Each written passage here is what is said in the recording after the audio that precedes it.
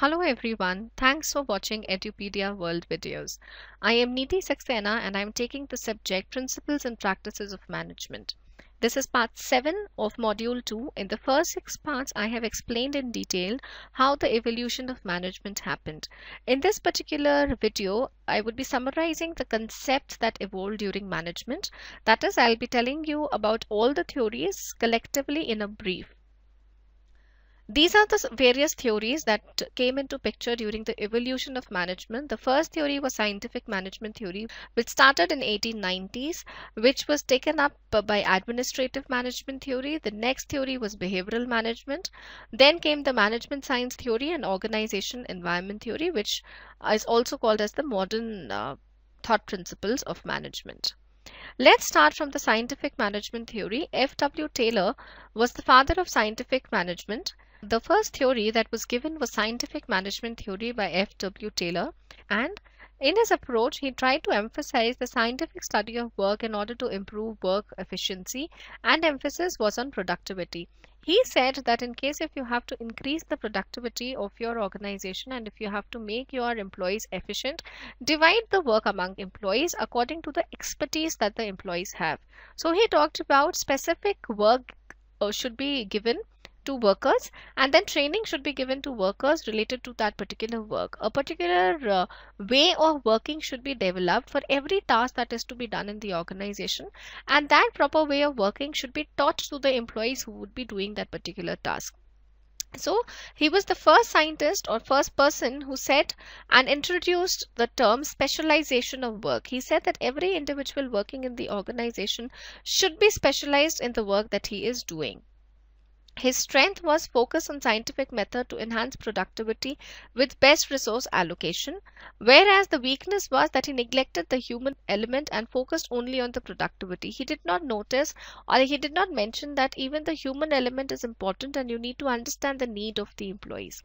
That is something that was missing in the scientific management, but it laid down the basic principle and the foundation of management theory with mentioning the specialization of work and its importance. The second theory that came into picture was administrative management theory. Henry Fayol and followers advocated for this approach, and it provides conceptual framework for analyzing management process and principles of management, provide guidelines for managerial actions. There are 14 principles which were given by Fayol.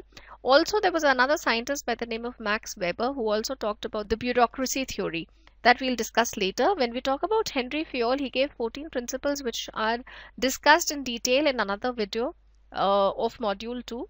I would suggest you to refer to that video. He talked about a proper hierarchy introduction in the organization, a proper chain of command, a proper communication system should be there in the organization. So these principles which he introduced laid down the foundation of departments in the organization, laid down the foundation of a proper organization structure, and it completely eradicated the chaos and the ambiguity which was there in the primitive organizations. By applying the 14 principles which Fayol introduced, the organizations became very, very systematic, and the resources were started to be utilized to the best of the possible manner. Its strength is that it provided framework for systematic management through principles and practices, whereas the weakness lies the same as scientific management, that it neglected the human factor and resulted in pro-management biases. Why pro-management biases and human factor was not looked into? Because till that time human relation theory was not introduced. These two theories, scientific management and administrative management, which were respectively introduced by Taylor and Fayol, laid down the foundation of management principles and completely made organizations a proper system of work units. As I said, behavioral science approach came after the administrative theory. Behavioral science approach looked into the human factor, looked into the behavioral factor, looked into how humans behave in an organization and why is it important for everyone or every manager to understand the need of the workers. It contributed to development of human resource management with systematic study of group and individual behavior, motivation and interpersonal relations at work. It said that every person who's coming and working in the organization come with a different value, with different ethics, with different need, and it is important for a manager to understand the need of the employee and accordingly motivate the employee to work. At the same time, ethics, values and morals of the company should be introduced and should be communicated to the employees in a manner that employees starts belonging to the organization, they get connected to the vision and mission of the organization. The weakness that was related to behavioral science approach was that it too much focus on human element and it discounts non-human element of the organization. Why? Because behavioral science approach said that you should emphasize more on the employees aspect, and it neglected that even the organization is running in order to gain profit out of the organization. So in case if you empathize too much with the employees or the workers, then also the productivity of the organization would suffer. So finally, the management and the organizations came up with the fact that they need to balance between the classical administrative theory and the behavioral science approach. All these theories are very, very important. Why? Because classical and administrative theory lays down the foundation of an organization, but at the same time, behavioral science approach says that every employee of an organization is important because these are the employees who are actually getting the work done. Even if you have technology, even if you have best of the machines, they won't operate till the time your employees are not motivated. So the managers or the management and the organizations have definitely to maintain a balance between these three theories: classical theory, administrative theory and the behavioral approach. After these three theories came another theory which was called as the quantitative approach, which is a part of the modern theory. Quantitative approach laid down the foundation of managers or the businessmen using these statistical and the mathematical principles.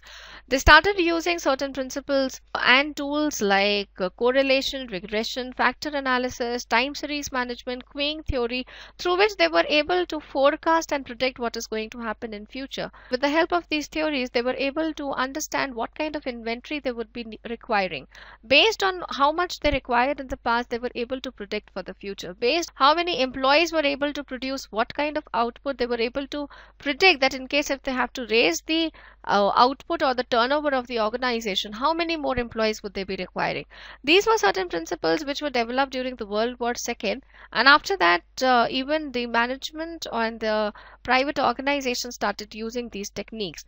The strength is that it promoted better decision making through mathematical models by analyzing all the variables involved, whereas the weakness was that it neglected the human factor of production, which too much emphasis on data. Because of course, when you are using the past data and on basis of that you're predicting for the future, there are certain aspects of the employees which you might miss. Maybe the employees were the kind of employees that you had in the past were not that much trained. You have given a specialized training, now the employees have become more trained, then of course the productivity would increase. So you might not require that number of employees which your mathematical calculations have projected. So that is something which was missing in the quantitative approach. Post-quantitative approach, there was another theory which came into picture, which was a systems approach, which mentioned that an organization is a system which is made of subsystems. These subsystems are the departments, and the organization and the management should understand how these systems would work, and these systems are of course interdependent on each other. For example, a marketing department is dependent on sales and vice versa. Sales department is also somehow dependent on the marketing department. Sales is also dependent upon operations and vice versa. So all these systems are interdependent on each other. Every manager should understand the working of every department and the interdependence of these departments. At the same time, system approach also said that organizations, when they are working as system, they can be classified into two types: closed system and an open system. A closed system organization is one which is not ready to take feedback from the external environment, and so they might get redundant. But when we talk about an open system organization, these are preferable. Why? Because these organizations are ready to take feedback from their customers, from their employees, and so also they would be ready to adapt to the changing environment. The strength of this approach was that it provides holistic approach to management by considering relationships among all components. But the weakness is that it avoided situational factors. It avoided situational factors, which was then covered in contingency approach, which said that the management decisions and the way management controls employees and different situations are all situational. A theory which is applicable on situation A might not be applicable on situation B. So contingency theory said that the best way to manage things depend upon situations. You cannot apply one theory on different situations. The strength of this theory was that it considered each situation as unique and tried to identify best decision based on situational variables. So there was a lot of flexibility which the managers had. But the weakness was that it was very complex and may result in reactive rather being proactive, because then you will wait for different situations to happen and then only you will take decision, which is wrong. So all these theories in totality helped the management to develop to what it is today. The primitive organizations which were chaotic and people actually did not know what to work, whom to report to, has now transformed into such fantastic organizations which can be controlled even virtually. Organizations which are producing goods according to the customer needs, employees have a lot of flexibility. So all these things did not happen in a day. They eventually evolved as the management principles came into picture. I hope by the end of this video you were able to understand how the evolution of management happened. Thank you so much for watching this video.